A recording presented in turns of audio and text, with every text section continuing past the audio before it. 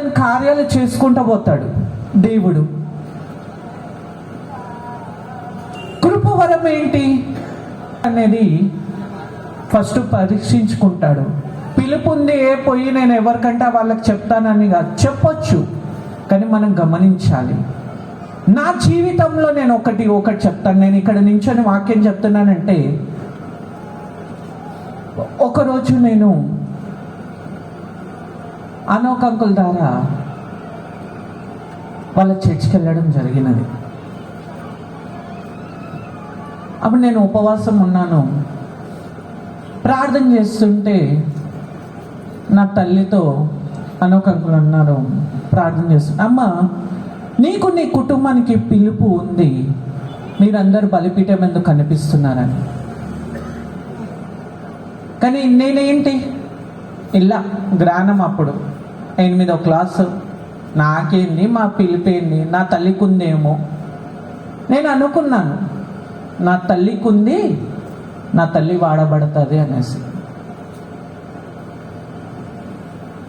దేవునికి సమయం ఇస్తూనే ఉన్నాను. మొదటిగా నా చేతులు నూనెతో అభిషేకించడం జరిగినది ప్రార్థన చేస్తుంటే. దాని తర్వాత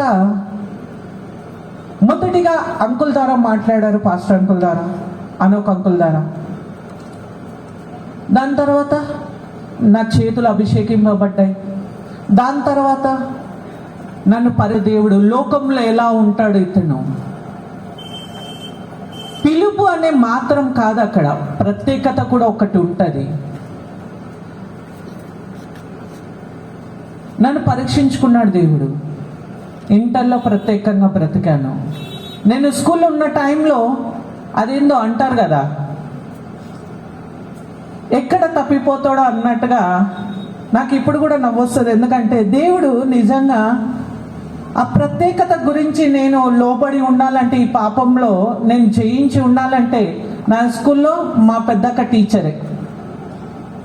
భయపడుతూ నేను చదువుకోవాలిగా, ఎవరితో అవకాశం ఉండదు, ఫ్రెండ్స్ ఎంబడి బయటికి వెళ్ళనికే ఉండదు, ఫ్రెండ్స్ ఎంబడి జాలీగా ఉండడానికి ఉండదు, ఎవరికి చెప్పుకోనికే ఉండదు.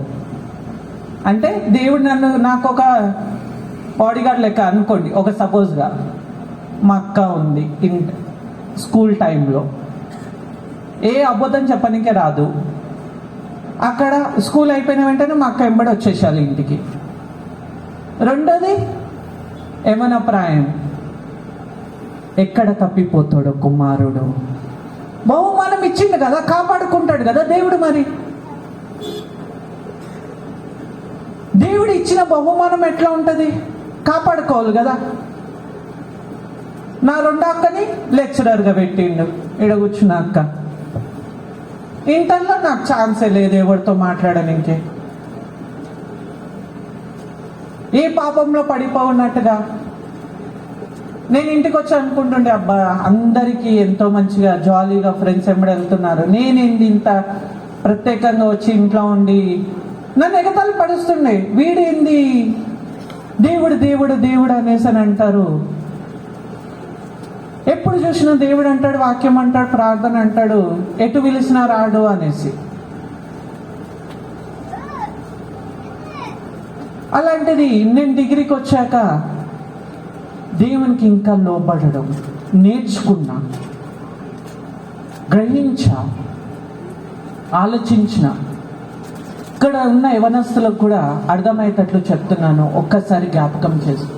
మీరు తొందరపాటు ఏ తప్పు చేసినను దేవుని యందు నువ్వు ఎక్కడ పడిపోయావో అక్కడ ఒప్పుకొని నిలిచి ఉంటే దేవుడు ఆసరిస్తాడు, నిన్ను ఆదుకుంటాడు.